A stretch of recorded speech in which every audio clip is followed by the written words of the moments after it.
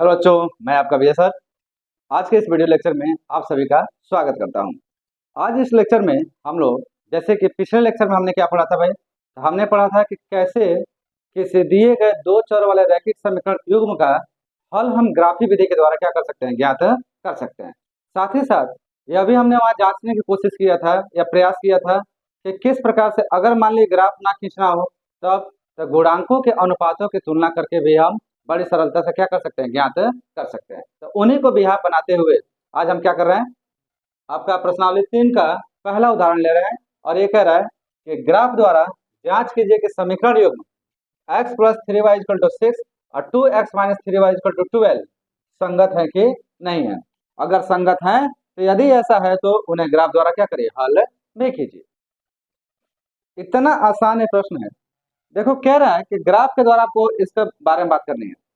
संगत कब होता है, तो आपको बताया गया है कि संगत तब होगा जब उसके क्या निकलेंगे, दिए गए समीकरण युग्म का क्या निकलेंगे, हल निकलेंगे। अब हल चाहे अद्वितीय हो और चाहे अपरिमित रूप से क्या हो, अनेक हो, दोनों में से कोई भी अगर हल है तो दिए गए समीकरण युग्म का जो हल होते हैं वो क्या होते हैं, संगत होते हैं, अन्यथा क्या हो जाएंगे, असंगत होंगे। चलिए बिना देरी किए हुए आरंभ करते हैं। अब बहुत शानदार है, आपका बहुत इजी है, ठीक से समझने का प्रयास करिए। हम चल रहे हैं इसके हल पे, सॉल्यूशन इसका कर रहे हैं हम। और सॉल्यूशन कैसे करेंगे देख लीजिए। आपका क्या दिया है, तो आपका दिया x plus three y equal to six. हम लिखते हैं पहले, क्योंकि x plus three y equal to six और 2x minus three y equal to 12। अब इनका नामकरण करते हैं, ध्यान से देखते चलिए कैसे करेंगे। पहले जो दिया गया समीकरण उसे नोट करिए, उसका नामकरण करिए। इसे ले लिया समीकरण नंबर 1 और इसे ले लिया समीकरण नंबर 2। चूंकि ग्राफी विधि से हमें करना है तो एक साइड में हमें x रखना पड़ेगा और दूसरे साइड में क्या करना पड़ेगा, y लेना पड़ेगा। तो इसी के लिए हमने इन दोनों का क्या किया, समीकरण नंबर 1 और समीकरण नंबर 2 नाम रख दिया। अब लिखते हैं समीकरण 1 से, समीकरण 1 से क्या कहता है समीकरण 1, तो समीकरण 1 से x को एक साइड रखो और सबको उधर भेज दो, तो आपको मिल जाएगा x equal to six minus three y, मिलेगा ना। देखिए समीकरण 1 से क्या मिल जाएगा, x equal to six minus three y, हमने प्लस थ्री वाई को उधर भेज दिया और यहाँ समान हमारा प्राप्त हो गया सिक्स माइनस थ्री वाई के बराबर। अब क्या करें, इसका एक टेबल बना लीजिए। यही आपको करना है, इसमें कुछ खास नहीं करना है, एक टेबल बनाइए। और टेबल कैसे बनाओगे, तो टेबल बनेगा एक्स और वाई के रूप में, एक्स और वाई के रूप में। आप y का मान रखते जाओ, x का मान निकलता जाएगा। जैसे मान लो कि y बराबर हमने जीरो ले लिया, y बराबर जीरो लोगे तो थ्री इंटू जीरो जीरो, और सिक्स में से जीरो जाए कितना बचेगा, सिक्स, तो यहाँ बच गया सिक्स, x का मान कितना बच गया, सिक्स। अब अगर हमने y का मान कितना ले लिया, वन ले लिया, y का मान कितना ले लिया, वन, तो थ्री का वन में मल्टीप्लाई करोगे, थ्री वन जा थ्री, सिक्स में से थ्री जाए कितना बचेगा, थ्री बच जाएगा।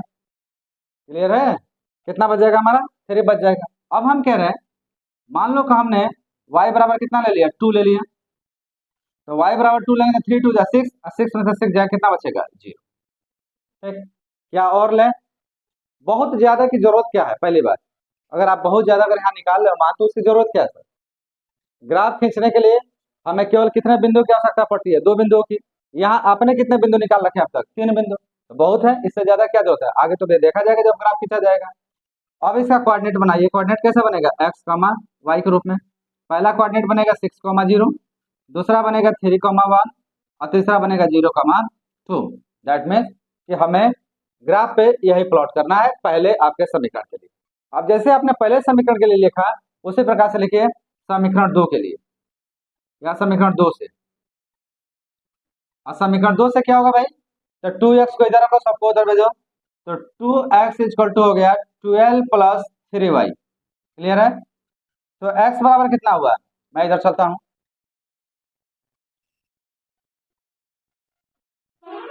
तो x बराबर कितना होगा, यहाँ टू है, टू उधर भेज दोगे तो x बराबर हो जाएगा आपका twelve plus three y by two. इतना आ गया हमारा, ठीक है जी। अब क्या करें, इसके लिए भी एक टेबल बनाइए, और दो तीन बिंदु यहाँ पे भी ले लीजिए, ज्यादा की क्या जरूरत है।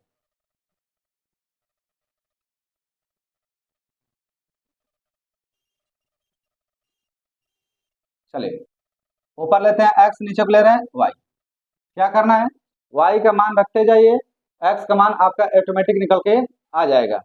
हम सर्वप्रथम y बराबर ले रहे हैं 0। 3 का मल्टीप्लाई 0 में करोगे 0, 12 में 0 जोड़ोगे कितना रहेगा 12। अब 12 को 2 से भाग दो कितना आएगा बेटा 6 आएगा। तो कितना आ गया हमारा 0 और 6 आ गया। दूसरा, अगर आप एक लोगे तो 3 है कम 3, 12 और 3 कितना होगा 15, कटेगा नहीं जी। माइनस 1 लोगे तो ये हो जाएगा -3, 12 में से 3 जाए कितना बचेगा 9, 9 भी नहीं कटेगा। क्या लें 2 लें, तो अगर 2 लेते हैं तो आपका 3 2 जा 6 और 12 में 6 जुड़ेगा 18 और 2 से डिवाइड करें तो कितना आ जाएगा 9। ठीक है बेटा, इतना आएगा। अब एक बार -2 ले लो, -2 लोगे तो यह हो जाएगा -6 और 12 में से -6 आएगा तो कितना बचेगा 6 और 6 को 2 से डिवाइड करो तो कितना होगा 3। ठीक, तो इसका कोऑर्डिनेट क्या निकल के आ गया, ये आ गया x, y, ये आ गया 6, 0, ये आ गया 9, 2 और यहाँ आ गया 3, -2। अब इसी की हमें क्या करनी है, प्लॉटिंग करनी है। तो आप यहाँ पे अब इसका लिखें ग्राफी निरूपण, ग्राफी निरूपण। जब ग्राफी निरूपण आप करने जाइएगा आपको चाहिए क्या, तो हमें विशेष करके यहाँ पे एक चाहिए x अक्ष और एक चाहिए y अक्ष, मतलब एक निर्देशांक तल चाहिए हमें, ऐसे ड्रा कर लीजिए। ठीक है जी, यह हो गया आपका x एक्सिस, यह हो गया आपका y एक्सिस, यह हो गया आपका x डैश और यह हो गया आपका y डैश। साथ में यहाँ पे क्या हो गया आपका मूल बिंदु, ऐसे आ गया। अब यहाँ देखो x पर अधिकतम कितना है, x पर अधिकतम 6 है और यहाँ x पर अधिकतम कितना है 9 है, मतलब x का प्लस भाग 9 तक जाएगा। आप इसे बराबर हिस्सों में बांट लो, 1 2 3 4 5 6 7 8 9, यहाँ तक नंबर दे दो 1 2 3 4 5 6 7 8 9, इतना क्या।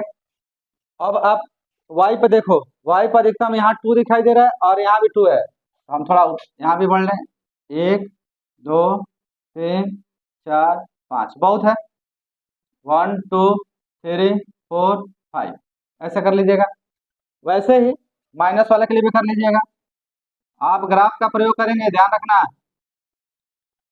ऐसे ले लीजिए, बहुत है इतने मान, 1 -1 -2 -3 -4 -5, इधर भी ले लीजिए आप, -1 -2 -3 -4 -5।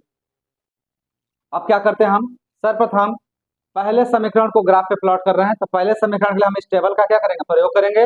अब पहला कोऑर्डिनेट हमारा आएगा 6, 0, मतलब x एक्सिस पे 6 और y एक्सिस पे 0, हम कहाँ रहेंगे x एक्सिस पे रहेंगे और यह वाला बिंदु होगा, यह बिंदु प्रदर्शित करता है किसको 6, 0। ठीक है जी। दूसरा 3, 1, तो x एक्सिस पे 3, x एक्सिस पे 3 यह हो गया और y एक्सिस पे 1 यह हो गया, तो 1 से ऐसे लंबवत चलो जो x एक्सिस के समानांतर हो, और फिर 3 पे एक लंब खींचो जो y एक्सिस के समानांतर हो, और यह जो बिंदु होगा हमारा वह देगा 3, 1 के बराबर। अगला 0, 2, x एक्सिस पे 0 और y एक्सिस पे 2, मतलब यह होगा, यह हो गया आपका 0, 2। ठीक है सर, अब क्या करिए स्केल की सहायता से इनको आपस में मिला दीजिए।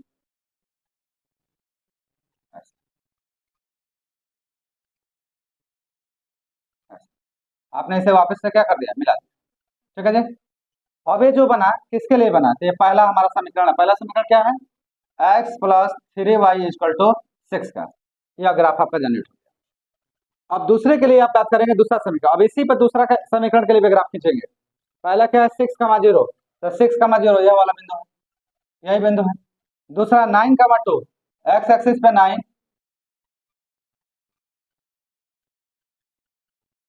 और y एक्सिस पे 2, यह वाला बिंदु, यह हो गया हमारा 9, 2। तीसरा x एक्सिस पे 3 और y एक्सिस पे -2,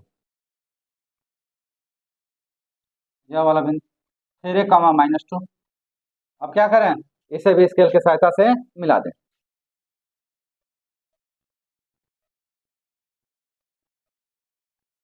ऐसे मिला दें, एकदम ये सीधी रेखा होगी जब आप मिलाएंगे स्केल के माध्यम से, तो ऐसे सीधी रेखा जाएगी। ठीक है, अब जो यह रेखा आई, ये अगर आप किसके लिए है, तो यह हमारा दूसरा समीकरण क्या है, 2x-3y इजकल टू 12। आपने ग्राफ का प्लॉट कर दिया, अब आपको बताना कि क्या यह संगत है। तो अगर ध्यान से देखिएगा, तो दिए गए रैखिक समीकरण युग्म का ग्राफ जो खींचा गया है, यह दो रेखाएं एक दूसरे को किसी एक बिंदु पर क्या कर रही हैं, प्रतिच्छेद कर रही हैं। अगर यह एक बिंदु पर प्रतिच्छेद कर रहे हैं तो इसका हल क्या होगा, तो इसका हल एक अद्वितीय हल होगा। और अगर अद्वितीय हल है तो इसका हल क्या कहलाएंगे, संगत कहलाएंगे। तो आप लिखेंगे कि चूंकि चूंकि दिए गए दो चरों वाले रैखिक समीकरण युग्म का ग्राफ एक प्रतिच्छेदी रेखा है,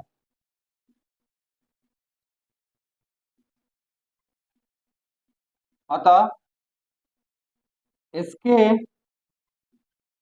अद्वितीय हल होंगे। कितने हल होंगे भाई, अद्वितीय हल होंगे। और ये संगत होंगे, ये संगत होंगे। अगर ये संगत होंगे तो फिर इसका हल क्या होगा, इसलिए हल जो हमारा आएगा वह आएगा x का मान। अब x का मान क्या है, तो जिस बिंदु पे प्रतिच्छेद करता है उस बिंदु का निशान, तो उसका निशान क्या है, 6,0। अब 6,0 में जो पहले आया है वह x का मान, और जो बाद में आया किसका मान है, y का मान। तो x बराबर हो गया 6 और y बराबर कितना हो गया, 0। और यह जो निकल के आया यह इसका क्या कहलाएगा, आंसर कहलाएगा। क्लियर है, समझ में आया, बहुत सरल है, आपको कुछ नहीं करना है जी।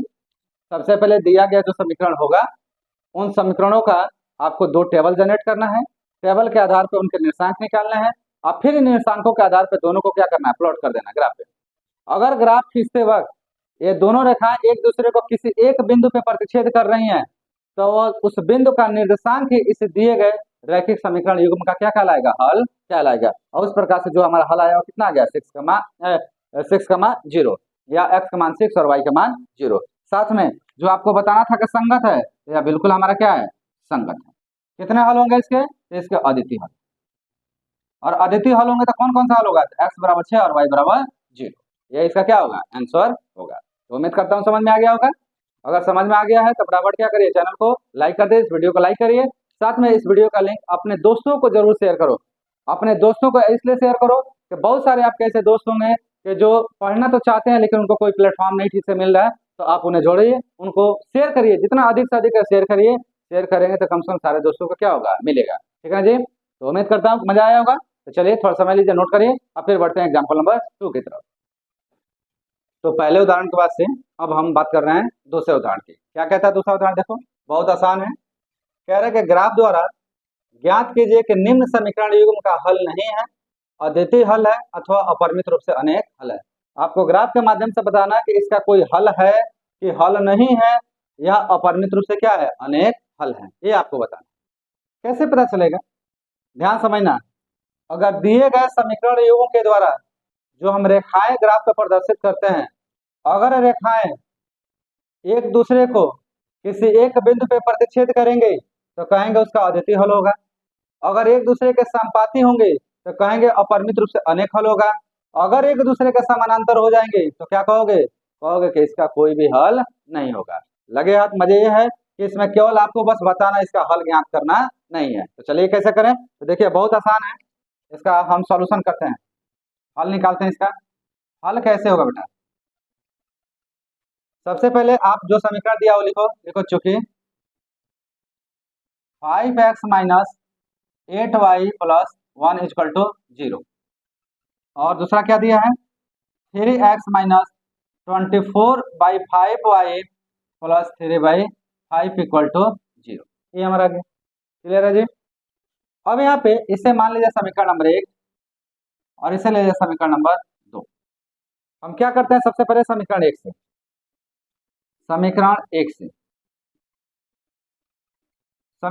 से एक काम करेंगे हम। आप 5x को इधर रखो, सबको उधर भेज दो। -8y उधर जाएगा तो +8y, +1 उधर जाएगा तो -1। तो x का मान कितना आएगा सर? तो x इक्वल टू हो जाएगा 8y - 1/5। इतना आ गया। अब इसका आप क्या करिए, एक टेबल बनाइए, इसका टेबल जनरेट कर दीजिए। और टेबल देखिए कैसे होगा, ध्यान से टेबल को देखेंगे तो अब आपको मान रखना है। अगर 0 रखोगे तो 0 -1/5 कोई फायदा नहीं होगा। अगर आप -1 रखोगे तो -8 -9/5, इससे भी कोई फायदा नहीं होगा। अगर आप 2 रखोगे तो 8 2 जा 16 और 16 में से 1 जाएगा, कितना बचेगा भाई? 15। तो 50/5, हाँ ये ठीक है, ये रख सकते हैं आप। तो ऊपर ले लिया x और यहाँ पे ले लिया y। हम ले रहे हैं y का मान 2, तो 8 दूना 16, 16 में से 1 जाएगा, कितना होगा? 15, 15/5 मतलब कितना आ गया? 3 आ गया। ठीक है जी। अब देखो, मान लो कि -2 लिया तो -2 लेंगे तो -16 -1 -17 कोई फायदा नहीं जी। 3 लेंगे तो 8 3 का 24 में से 1 जाएगा, कोई फायदा नहीं होगा। 23/5 कोई मतलब नहीं। -3 लेंगे तो -24 और -1 -25/5, तो कितना आ जाएगा? -5 आएगा। तो आप लीजिए -3, आंसर आ जाएगा -5 के बराबर। ठीक है, इतना आ गया। 2 ही रहने दो, कोई जरूरत नहीं है बहुत ज्यादा करने की, इतना मेहनत करने की क्या जरूरत है। अब इसका कोऑर्डिनेट जनरेट कर लो। कोऑर्डिनेट क्या होगा? x, y, और यहाँ क्या होगा? 3, 2 और यहाँ होगा -5, -3। पहला आ गया। अब आप आ जाइए दूसरे पे। दूसरा देखिए क्या कह रहा है। दूसरा हम लेंगे समीकरण नंबर 2 से, समीकरण 2 से। और दूसरा समीकरण क्या कहता है भाई? तो दूसरा कह रहा है 3x - 24/5y plus 3/5 equal to 0। सब में देखो क्या कॉमन है? 3, 3 कॉमन है, 3 निकाल लो। तो यहाँ बचेगा x, यहाँ क्या बचेगा? वो आपका 8/5y प्लस 1/5 इक्वल टू 0। ठीक है जी। अब 3 से भाग दे दो, भाग दोगे तो बचेगा x - 8/5y plus 1/5 equal to 0/3। इतना आएगा आपका। अब कमाल की बात यहाँ पे यह है कि 0 में जब किसी संख्या से भाग देते हैं उसका मान क्या रहता है? 0 ही रहता है। तो यह हमारा बन गया x - 8/5y plus 1/5 equal to 0। अब देखो नीचे हर में 5 आ रहा है ना, सबसे 5 में 5 से प्रत्येक पदों में क्या करो? गुणा कर दो। गुणा करोगे तो ये क्या बनेगा? 5x - 8y प्लस 5 गुणे 1/5। ठीक है जी। यहाँ 8/5 था और यहाँ हो जाएगा आपका 5 गुणे 8/5। 5 से 5 कट गया, यहाँ 5 से 5 कट गया, कितना बचेगा आपका? यहाँ बचेगा 5x - 8y plus 1 equal to 0। अब यहाँ से आप x का मान निकालिए, कैसे निकलेगा? तो 5x इक्वल टू कितना हो गया? इन दोनों को उधर भेजो, तो 8y - 1, तो x इक्वल टू कितना हो गया? तो 8y - 1/5। इतना हो गया। क्लियर है? अगर इतना हो गया तो अब इसका टेबल बना लो। टेबल कैसे बनेगा? बिल्कुल वैसे ही जैसे बना रहे थे अब तक। 2 ले लो मान, इसमें भी एक x है एक y है। अब y का ऐसा कौन सा मान रखें जिससे x का मान आसानी से निकले? 0 रखोगे तो या 0 0 में से 1 जाएगा -1, तो -1/5 है, कोई फायदा नहीं। 1 रखोगे तो 8 कम 8 और 8 और -1 कितना हो जाएगा आपका? 7/5 आएगा, इसका भी कोई फायदा है नहीं। -1 रखो तो -8 -1 कितना हो गया? -9/5, इसका भी कोई फायदा नहीं। हम रखते हैं 2। 8 दूना 16 और 16 में से 1 जाएगा, कितना बचेगा? 15 और 15/5 मतलब कितना आ गया? 3 आ गया। ठीक है जी। कितना आ गया? 3 आ गया। दूसरा, दूसरा हम क्या रखें? अच्छा ये तो देखो, ध्यान से अगर देखोगे बेटा तो यह वही प्राप्त हुआ जो यह है, कोई अंतर नहीं है। जो यह है वही यही है, तो दूसरा क्या आएगा? -5/-3 आएगा। क्लियर है? अब इसका भी कोऑर्डिनेट निकालोगे तो क्या होगा? x, y, यह होगा 3, 2 और यह होगा -5, -3। ऐसा आ गया। अब हमें इसका क्या करना है? ग्राफी हल निकालना है। हम लिखेंगे यहाँ पे ग्राफी हल, ठीक है जी। या ग्राफी हल के बजाय, हल तो यहाँ निकालना नहीं, निरूपण करना था, आप ग्राफी निरूपण कर लीजिए, ग्राफी निरूपण। फिर वैसे ही आप क्या करें, यहाँ पे एक कार्तीय तल बनाइए, ये आपका x हो गया, ये आपका y हो गया, ये आपका x डैश हो गया, ये आपका y डैश, ऐसे बना लीजिए, ये आपका मूल बिंदु हो गया, ठीक है जी। उसके बाद से आप इसे बराबर बराबर भागों में बांट लीजिए, देख लीजिए x का अधिकतम मान कितना है, 3 है, और माइनस में -5 तक है, 1 2 3 4 5, इधर आ गया -1 -2 -3 -4 -5, वैसे ऊपर 1 2 3 4 5, 1 2 3 4 5, ऐसे लीजिए। अब इसको अंकित कर दीजिए, 1 2 3 4 5, -1 -2 -3 -4 -5, -1 -2 -3 -4 -5, 1 2 3 4 5, ऐसे आगे। अब सबसे पहले क्या करते हैं, सबसे पहले हम पहला समीकरण, इस पे पहले समीकरण का ग्राफ निरूपित करते हैं। पहला कोऑर्डिनेट क्या आपका 3, 2, एक्स एक्सिस पे 3 और वाई एक्सिस पे 2, यह वाला। तो आप 2 से एक्स एक्स के समानांतर एक रेखा खींचिए, ऐसे, और 3 से भी एक रेखा वाई एक्स के समानांतर खींचिए, जहां पे प्रतिच्छेद करे वो हमारा देगा 3, 2 को। दूसरा -5 -3, तो दूसरा -5, एक्स एक्सिस पे -5 ही है बेटा, और -3 कहाँ आएगा, नीचे ना, तो आपका यहाँ पे हो गया। अब ये बिंदु जो आया वो आ गया आपका -5 -3, ठीक है। अब स्केल के माध्यम से इन दोनों का आपस में क्या कर दो, मिला दो,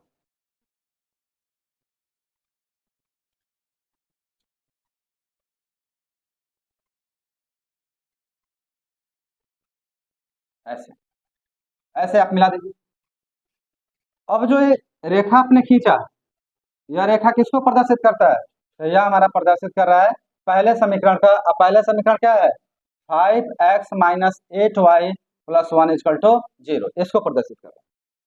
मजे की बात यह है कि जो ये ग्राफ खींचा है, दूसरे समीकरण के लिए भी बिल्कुल वही हमारा कोऑर्डिनेट आया है, तो वो भी ग्राफ कहाँ खींचा जाएगा, इसी पे खींचा जाएगा,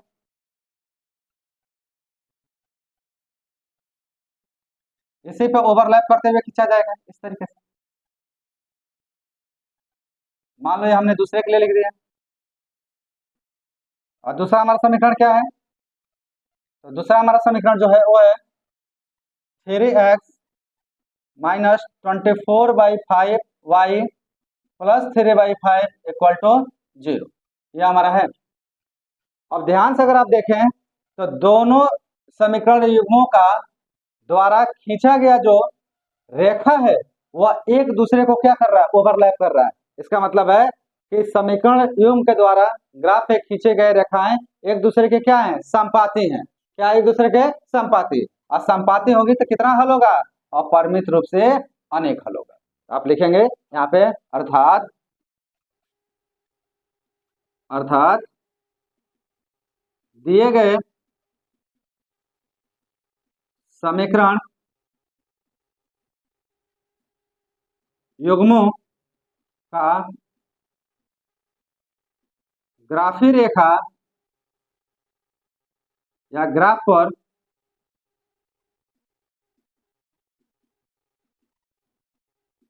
खींचा गया रेखा एक दूसरे के संपाती है, एक दूसरे के संपाती हैं, अतः अतः इसके अपरिमित रूप से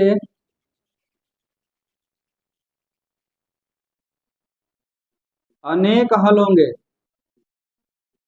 अनेक हल होंगे, अपरिमित रूप से कितने हल होंगे, अनेक हल होंगे। कारण क्या है भाई, कारण यह है कि दोनों समीकरण युग्मों का ग्राफ जो खींचा जा रहा है वह दोनों ग्राफ एक दूसरे पे ही खींचे जा रहे हैं, इसलिए ये रेखाएं एक दूसरे पे क्या है, संपाती है। असंपाती रेखाओं के कितने हल होते हैं? अपरिमित रूप से अनेक हल होते हैं। लगे हाथ। एक चीज और जान लो, क्या ये संगत होंगे? बिल्कुल संगत होंगे। और इसका हल, अब इस रेखा पे कोई भी आप बिंदु लोगे, जितने भी इसमें बिंदु होंगे, सब बिंदु इसके लिए क्या करेंगे? हल का मान ज्ञात करके आपको दिला देंगे। तो सब बिंदु इस दिए गए रैखिक समीकरण युग्मों का जो यहाँ पे दिया गया उसका क्या कहलाएगा? अलग अलग हल कहलाएगा। तो ऐसे कितने बिंदु खींचे जाएंगे? तो ऐसे असंख्य बिंदु खींचे जाएंगे। इसलिए ये दिए गए समीकरण युग्म का अपरिमित रूप से कितना हल हो जाएगा? अनेक हल हो जाएगा। क्लियर है? समझ में आई? चलो इसे नोट करो। अब इसके बाद से हम बढ़ते हैं उदाहरण नंबर 3 की तरफ।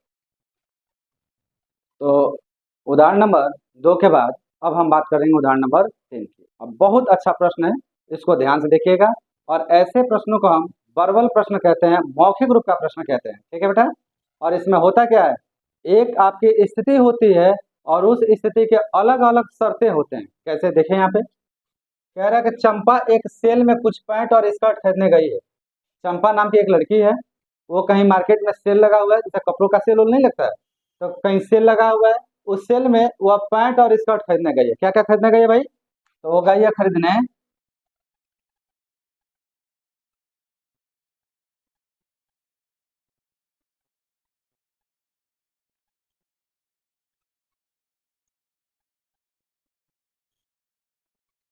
वो कुछ पैंट लेने गई है और साथ में कुछ स्कर्ट लेने गई है।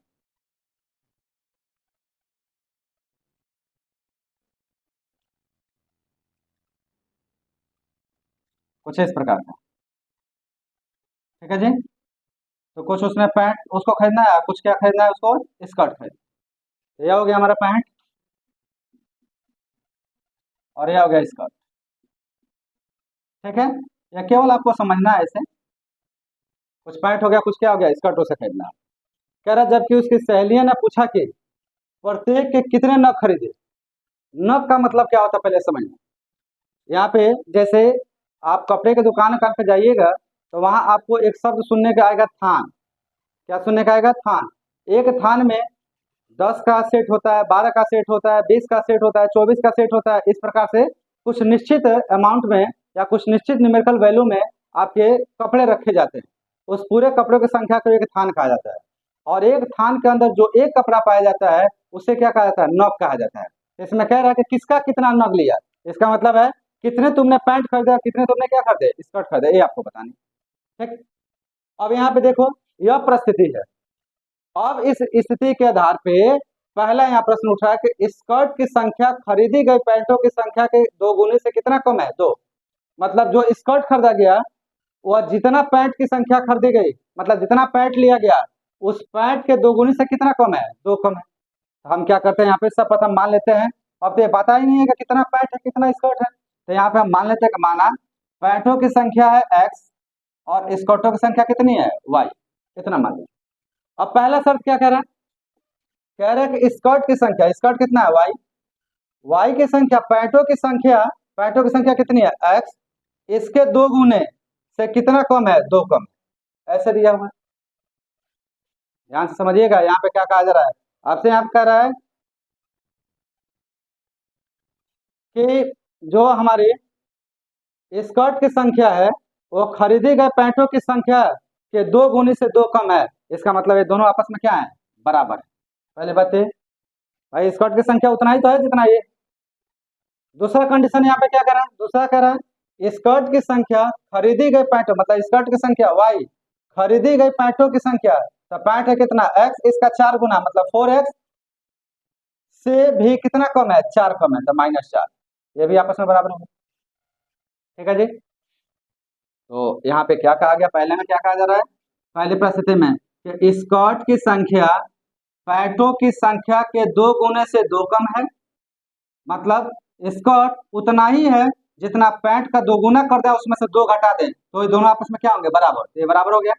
अब दूसरा कह रहा है कि स्कर्ट की संख्या पैंटों की संख्या का 4 गुना था 4x में से 4 कम है, मतलब 4 कम के क्या है? बराबर है। तो y बराबर हो 4x माइनस 4। अब फिर यहाँ से हम इसका क्या करेंगे? हल ज्ञात करेंगे। तो बहुत आसान है। इसी चीज को करने के लिए हम चलते हैं और यहाँ पे इसका हल कैसे ज्ञात करेंगे ध्यान से देखिएगा। हम आते हैं इसके सॉल्यूशन में। और सॉल्यूशन में सर्वप्रथम एक काम करते हैं, मानते हैं। क्या मानेंगे भाई? माना माना चंपा द्वारा लिए गए पैंटों की संख्या, या हमने मान लिया x, तथा चंपा द्वारा लिए गए स्कर्ट की संख्या, और ये हमने मान लिया किसके बराबर? y। एक्स वाई क्यों मान रहे बेटा? एक्स वाई इसलिए मान रहे हैं कि हम दो चरों वाला रैखिक समीकरण युग्म बना रहे हैं। तो यहाँ पे इन परिस्थितियों के आधार पे भी हम जो बनाएंगे समीकरण वो कैसा होना चाहिए? दो चरों वाला होना चाहिए। इसलिए हमने एक्स और वाई के रूप में मान लिया। अब यहाँ पे कहते हैं प्रथम शर्त से, दो शर्त है ना, तो प्रथम शर्त से, प्रथम शर्त क्या कहता है कि स्कर्ट की संख्या y पैंटों की संख्या के 2 गुने से 2 कम है, तो y बराबर हो जाएगा 2x माइनस 2 के। इसे ले लो समीकरण नंबर 1। ठीक है। अब इसके बिहार पे आप यहाँ पे तुरंत यहीं पे टेबल बना दो। टेबल कैसा बनेगा बेटा? देख लीजिए, बहुत आसान है टेबल बनाना। ये हो गया x और ये हो गया y। अब की बार आपको x का मान रखना है, y का मान अपने आप क्या हो जाएगा? निकल जाएगा। तो देखिए, अगर x बराबर हम 0 ले लें, x बराबर क्या ले लें? 0, तो ये तो हो गया 0, 0 में से 2 जाएगा कितना बचेगा? -2। अगर x बराबर हम क्या ले लें? 1 ले लें, x बराबर 1 लोगे तो 2 एकम 2, और 2 में से 2 जाएगा क्या बचेगा? 0। अब x बराबर क्या ले लो? 2, तो 2 दूना 4, और 4 में से 2 जाएगा तो कितना बचेगा बेटा? 2 बचेगा। तो पहला कोऑर्डिनेट यहाँ पे निकल गया आपका 0, -2, 1, 0, और तीसरा आ गया 2, 2। ये पहली शर्त से। अब बात करते हैं द्वितीय शर्त से। द्वितीय शर्त ले लीजिए या दूसरे शर्त से, जो भी आप लिखना चाहें। द्वितीय शर्त से क्या कहता है? कहता है कि स्कर्ट की संख्या पैंटों की संख्या के 4 गुने से 4 कम है, तो y equal to 4x minus 4। अब इसका भी आप क्या करिए? टेबल बना लीजिए। टेबल बिल्कुल वैसे ही बनेगा, x और y के रूप में ले लो। क्या लोगे? x का मान 0 लोगे तो y का मान -4 आ जाएगा, आएगा। x का मान अगर आप 2 लेते हो, मान लो 2 लिया, तो 4 दूना 8, 8 में से 4 जाएगा कितना आ जाएगा? 4 आ जाएगा। ठीक है जी। अगर मान लो x का मान हम 1 लेते हैं, तो अगर x का मान हम 1 लेते हैं तो y का मान हो जाएगा 0, 4 में से 4 गया 0। कोऑर्डिनेट क्या जनरेट होगा? 0, -4, 2, 4 और 1, 0। ठीक है जी। ये तो हमारा आ गया। अब ये हमारे दो परिस्थिति और दोनों परिस्थितियों के आधार पे दो हमने टेबल जनरेट कर लिया, और इसके या दूसरा समीकरण, हमारा दूसरा समीकरण प्राप्त हो गया। क्या करें? इसका ग्राफी निरूपण करें। चलिए हम करते हैं ग्राफी निरूपण। अब ग्राफी निरूपण कैसे करोगे? तो आप यहाँ पे एक चतुर्थांश बनाइए। आप ठीक से बनाइएगा, हमारे पास स्पेस की कमी है, आपके पास कोई कमी नहीं है। यह आपका मूल बिंदु हो गया, या x हो गया, या y हो गया, या x डैश हो गया, और या y डैश। ठीक है जी। बराबर बराबर भागों में बांट लो। हमने बांटा 1, 2, 3, 4, 5। 1, 2, 3, 4, 5। 1, 2, 3, 4, 5। 1, 2, 3, 4, 5। नंबरिंग कर लो 1, 2, 3, 4, 5। 1, 2, 3, 4, 5। -1, -2, -3, -4, -5। -1, -2, -3, -4, -5। ठीक। अब हम क्या करें? दोनों समीकरणों के द्वारा प्राप्त जो हमारे यहाँ निर्देशांक है उनको अलग अलग प्लॉट करें। सबसे पहले 0, -2, x एक्सिस पे 0 और y एक्सिस पे -2, यह वाला भी। यह किसको प्रदर्शित करेगा? 0, -2 प्रदर्शित। दूसरा 1, 0, x एक्सिस पे 1 और y एक्सिस पे 0, यह वाला। यह हो गया 1, 0। तीसरा 2, 2, x एक्सिस पे 2 और y एक्सिस पे भी 2, यह वाला भी 2, 2। ठीक। अब इसको आपस में क्या करें? मिला दीजिए, ऐसे आएगा। ठीक है जी।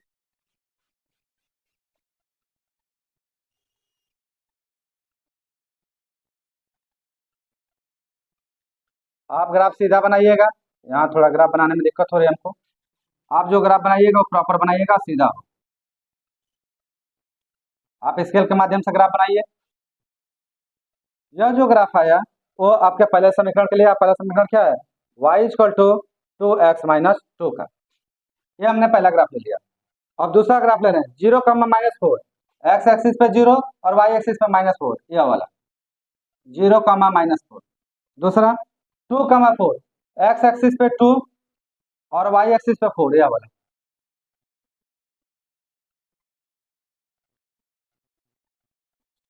यह हो गया आपका 2, 4। तीसरा 1, 0, x एक्सिस पे 1 और y एक्सिस पे 0, यह वाला। अब इससे आप मिला दीजिए,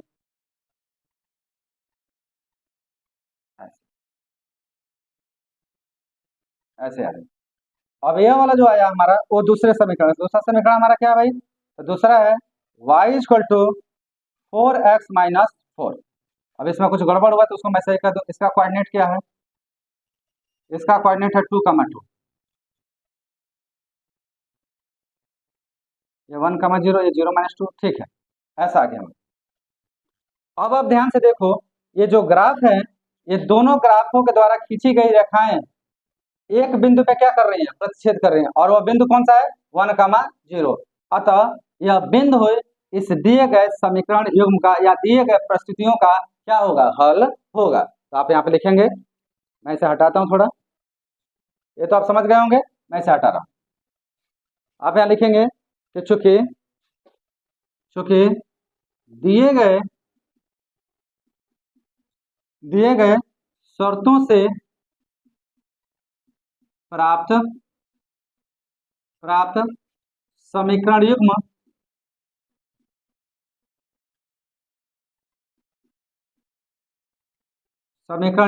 का ग्राफ पर खींची गई रेखाएं 1, 0 पर प्रतिच्छेद कर रही है। अतः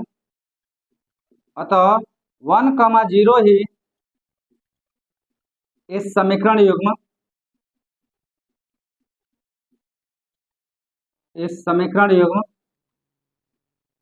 के हल हैं। इसलिए x बराबर 1 और y बराबर 0, x बराबर 1 और y बराबर 0।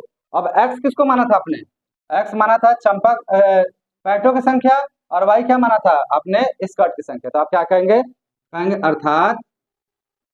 अर्थात चंपा द्वारा खरीदे गए पैंटों की संख्या बराबर 1 तथा चंपा द्वारा खरीदे गए स्कर्ट की संख्या 0 होगी, और यही आपका क्या हो जाएगा, आंसर। क्लियर है, देखिए कितना मजेदार प्रश्न था। यहाँ बेकायदे चंपा एक मार्केट में जाती है जहाँ पे सेल लगा हुआ है, वहां से कुछ पैंट खरीदती है या कुछ स्कर्ट खरीदती है, और उनकी सहेलियां उसके बारे में पूछती है कि भैया कितना खरीदा तुमने। तो चंपा कुछ कंडीशन बताती है कि खरीदे गए स्कर्ट की संख्या पैंटों की संख्या के 2 गुने से 2 कम, या खरीदे गए स्कर्ट की संख्या पैंटों की संख्या के 4 गुने से 4 कम है। तो इन शर्तों के आधार पे जो मान हमारा निकल के आया, वह निकल के आया कि चंपा ने कुल 1 पैंट खरीदी है, जबकि उसने एक भी स्कर्ट नहीं खरीदी है। क्लियर है, तो समझ में आ गई बात। तो उम्मीद करता हूँ कि आपको ये समझ में आया होगा, मजा आया होगा।